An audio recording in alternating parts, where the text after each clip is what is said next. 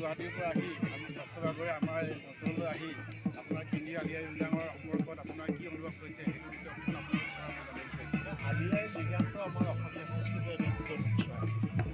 মিচিং জনগোষ্ঠীয়ে আপোনাৰ যিটো প্ৰথম ফাগুন মাহৰ যিটো বুধবাৰ তাত যি আমাৰ শস্য সিঁচা উৎসৱ আৰু পূৰ্বপুৰুষ আৰু পিতৃপুৰুষক স্মৰণ কৰাৰ কাৰণে এটা পবিত্ৰ এটা উৎসৱ। আৰু গোটেই আমাৰ অসমীয়া সমাজখন কৃষিৰ সৈতে জড়িত। ডক্টৰ ভূপেন হাজৰিকাই গীতত গাইছে হে মোৰ ধৰিত্ৰী আই। গতিকে খেতি আৰু মাটিৰ যি সম্পৰ্ক খেতিয়কৰ, আমিতো কৃষি নহ'লে বাচি থাকিব নোৱাৰোঁ। গতিকে আমাৰ মিচিং জনগোষ্ঠীয়ে এই কৃষি উৎসৱটো অতি পবিত্ৰভাৱে পালন কৰে। আৰু আজিৰ দিনটো এইটো হৈছে গেনা 5 দিনৰ মূৰত আজি বিদায় দিব।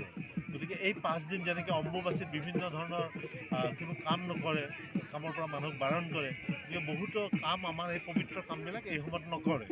গতিকে মিচিং জনগোষ্ঠীয়ে এইটো পালন কৰে আৰু আমি তাক সন্মান জনাওঁ।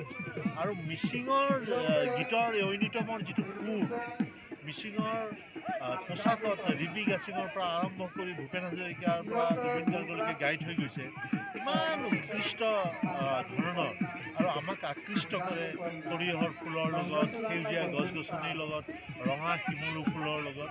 গতিকে এই প্ৰকৃতিৰ সন্তান আৰু এই প্ৰকৃতিৰ সন্তানে প্ৰকৃতিৰ যি উৎসৱ, এই প্ৰকৃতিৰ উৎসৱ পৰাগ উৎসৱো আছে। গতিকে এই উৎসৱ আজি আয়োজন কৰিছে নয়া বজাৰত। ফণীধৰ তাহু ডাঙৰীয়াই মোক নিমন্ত্ৰণ জনাইছে, আজি আপোনালোকৰ মাজত আহি উপস্থিত হৈছোঁ। আৰু ইয়াত চৌদিশে কালাৰফুল ড্ৰেছ দেখি, ৰং বিৰঙৰ পোচাক দেখি মোৰ মনটো ভৰি পৰিছে। আৰু মই গোটেই এই নয়া বজাৰ অঞ্চলৰ ৰাইজৰ লগতে অসমৰ ৰাইজক মই আলি আই লৃগাঙৰ আন্তৰিক শুভেচ্ছা জ্ঞাপন কৰিছোঁ। ধন্যবাদ ছাৰ, আপুনি যে এনেধৰণৰ এক্সপ্ৰেশ্যন কৰিব পাৰিছে সঁচাকৈ আমি আনন্দিত হৈছোঁ আৰু সুখী অনুভৱ কৰিছোঁ।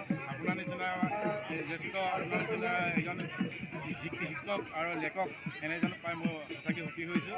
গতিকে আপোনাক কোনো দীৰ্ঘায়ু স্বাস্থ্য কামনা কৰিছোঁ। এনেধৰণে লগ পাই পেলি আপোনাৰ লগত শুভেচ্ছা থাকি আলি আই লৃগাঙৰ সকলোকে মই আন্তৰিক শুভেচ্ছা। ধন্যবাদ।